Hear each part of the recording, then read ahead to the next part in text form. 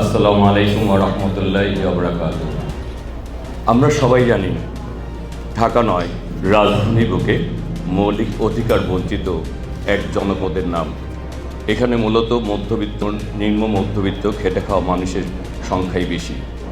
এই নিম্ন আয়ের মানুষগুলি প্রতিদিন অক্লান্ত পরিশ্রম করে রাজধানী ঢাকা সচল রাখছে, কিন্তু নিজের পায় না মানসম্মত স্বাস্থ্যসেবা, তাদের সন্তানরা পায় না আধুনিক শিক্ষার সুযোগ, পায় না নিরাপদ ও মর্যাদাপূর্ণ নাগরিক জীবন।